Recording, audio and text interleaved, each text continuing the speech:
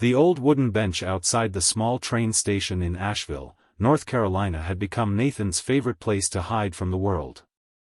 Every Friday evening, he sat there watching strangers rush toward new destinations while he remained frozen in a life that felt left behind. The divorce had taken his family, the factory closure had taken his career, and the years that followed had quietly stolen his confidence.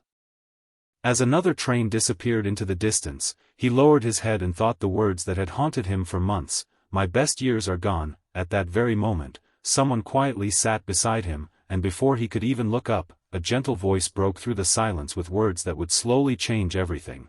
"Not if I'm here." Before we continue, if you believe that kindness still changes lives, that hope can appear when everything seems lost, and that forgiveness and second chances are worth believing in, please take a moment to like this video, share it with someone who may need encouragement today, leave a thoughtful comment, and subscribe to the channel so more inspiring stories can reach hearts around the world. Nathan had never imagined that losing a job after 28 years would hurt more than the divorce itself. He had worked with pride, believing loyalty would guarantee stability, but when the manufacturing plant shut its doors, hundreds of workers were left carrying cardboard boxes instead of retirement dreams. At 56 years old, every interview ended the same way.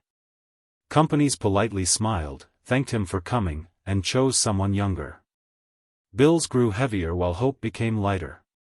His daughter, Abigail, called every week from Oregon, encouraging him to move closer, but Nathan refused. He believed she deserved to build her own life without carrying the burden of her struggling father.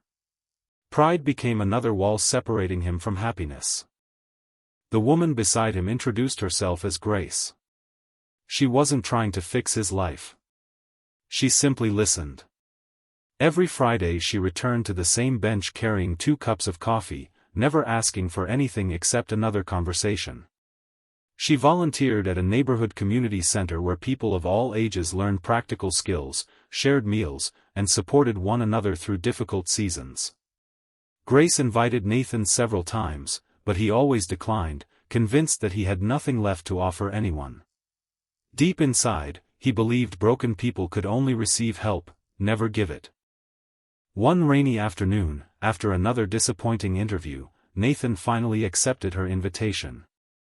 The community center wasn't filled with successful executives or famous speakers. Instead, it was filled with ordinary people carrying invisible burdens. A retired carpenter taught teenagers how to build bookshelves. A former nurse helped young mothers care for newborns. An elderly musician gave free guitar lessons. Nobody asked about resumes. Nobody measured worth by income. They simply looked for ways to serve one another. For the first time in years, Nathan realized he wasn't surrounded by people who pitied him. He was surrounded by people who believed everyone still had value. Grace noticed that Nathan spent hours repairing broken chairs without anyone asking. Soon, parents thanked him for fixing tables, children waved when they saw him arrive, and volunteers depended on his practical knowledge. What began as repairing furniture slowly became rebuilding a life. His confidence returned one small accomplishment at a time. Weeks later, the community center received a grant to renovate its aging workshop. They needed someone trustworthy to supervise the project. Nathan accepted, not because of the paycheck, but because someone genuinely believed he could lead again. As months passed, the workshop became one of the busiest places in town. Veterans, unemployed workers, teenagers, and retirees learned woodworking together. Nathan wasn't simply teaching them how to use tools. He quietly showed them that damaged things weren't worthless. Every cracked table he restored reminded him of his own heart. Every young apprentice he encouraged reflected the compassion Grace had first shown him on that lonely train station bench. Then came the moment Nathan never expected.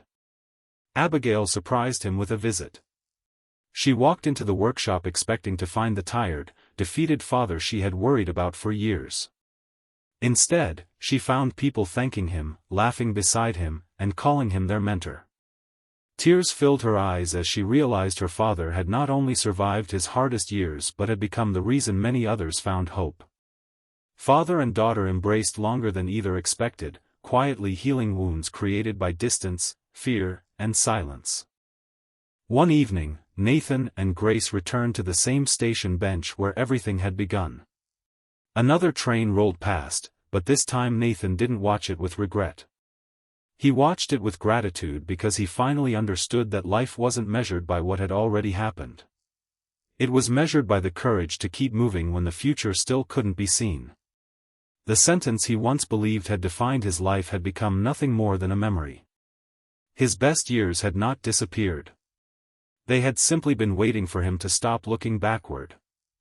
If this story touched your heart, please support the video by liking it, sharing it with someone who may need encouragement today, and subscribing for more uplifting stories that remind us hope is never out of reach.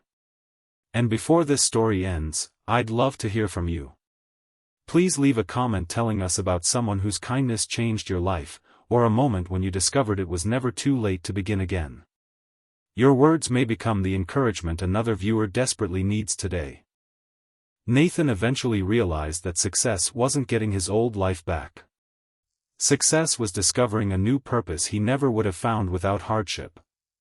Sometimes the people who quietly sit beside us during our darkest moments become the reason we believe in tomorrow again.